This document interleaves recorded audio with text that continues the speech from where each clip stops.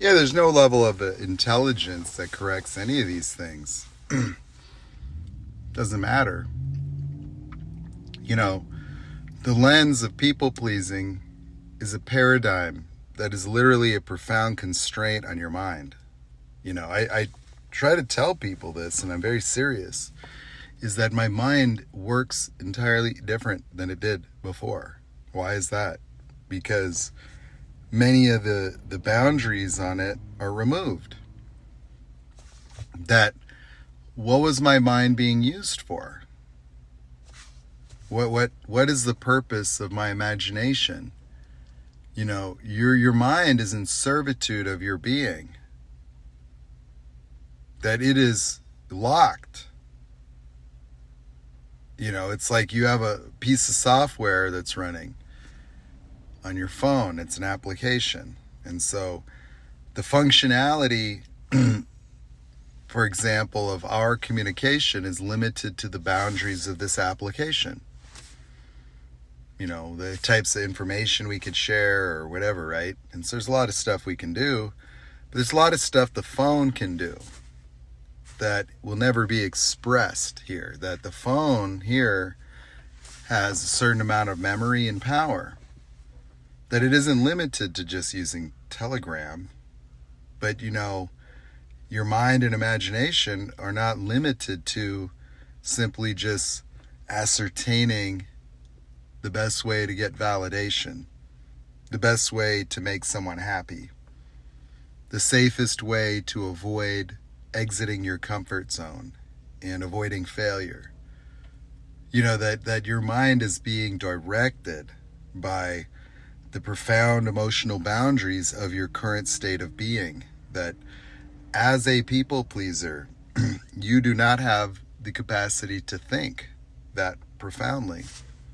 You can't review your memories without living with regret or invalidating yourself or bringing up the past in a way that makes you uncomfortable. That you assign meaning automatically, meaning to everything you look at. Everything is about you. Everything is about whether you're broken or not, or whether you're good enough or not. And so you live in aversion and avoidance to confronting the reality of your situation in life, that you are paralyzed in many ways when it comes to dealing with life.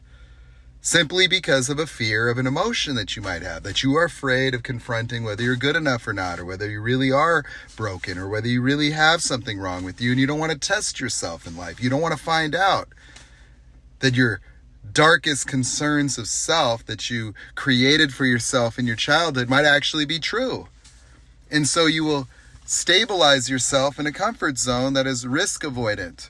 You will avoid society. You will avoid relationships. You won't put yourself out there because fundamentally there's something up with you. There's something wrong with you. You're sure of it. You're certain of it. It is something that you don't want to deal with or confront. And so you live stuck within the boundaries of a mind contaminated by those types of thoughts, a mind that you don't even get to use.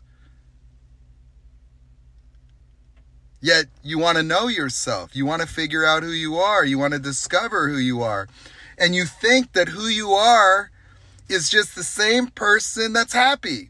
Yeah, the person you were before you got discarded and left feeling not good enough and broken. The very inauthentic notions in your mind that you've been trying to overcome since your childhood. And you think who you are is just that same person feeling happy. So people looking for themselves. All that is just somebody that's internally devalued.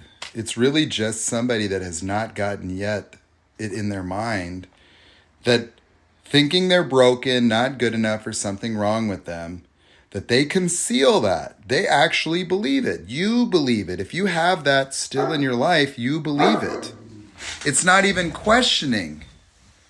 It's, like if you're just trying to feel better about yourself, if you think you need to rebuild your confidence, rebuild your self-esteem, if you think you need evidence for confidence, then I'm going to tell you that's nonsense.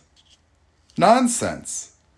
That I don't get to be this way because I was this way before. I don't get to be this way because I have some kind of knowledge or something. No, I just started being this way and the rest took care of itself.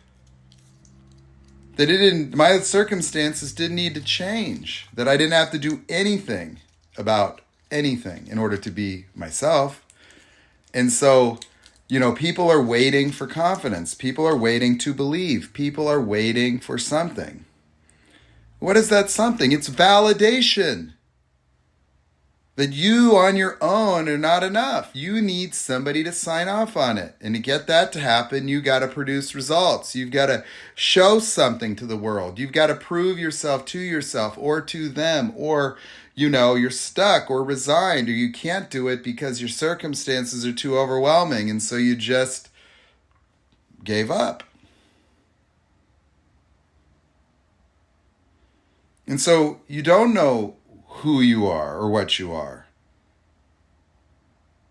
You have no idea. None. Because you're not existent outside the boundaries of your current state of being. That you think finding yourself is an emotional experience. That's all it is. You think happy means you're healed. You think you'll know when you're healed because you'll feel better than you do today. You think it is a feeling you need. But that's the same mentality that kept you in a relationship with a narcissist. That's what you use at work. That is the carrot of your current frame of being, a people pleaser. This notion of self that says you got to be perfect. Notion of self that says you got to be good enough before people respect and love and listen to you. That there's fundamentally something wrong with you that you need to fix or change your life, or fix and change other people, or get other people to think or feel or act in certain ways, and then you'll be happy. That you can't be happy because the way the narcissist is acting. You can't be happy because the way your parents are acting, or the way things are happening at work, or the way that your children are behaving. That you're entirely circumstantially derived, that your emotional states are not even up to you, that you're so fundamentally stuck within that way of experiencing life that you have no dominion over your own being or emotionality, that you can't just summon happiness or joy or peace of mind. You can't just be powerful. You can't just be compassionate. You are nothing less than a reaction to life. That your feelings about yourself or your emotional states always occur to you to have something to do with life. And if you don't have the power to alter the way life is around you right now, then you are just stuck. You're waiting for something to change. You're waiting for a new piece of information. You're waiting for some good news. You're waiting to win a lottery ticket. Or waiting for another soulmate or savior. Or some insight that is going to satisfy your curiosity with respect to what's wrong with you. And it's not coming. It will never happen. Because there is no fixing or changing a self. A self is nothing but an experience of life and existence.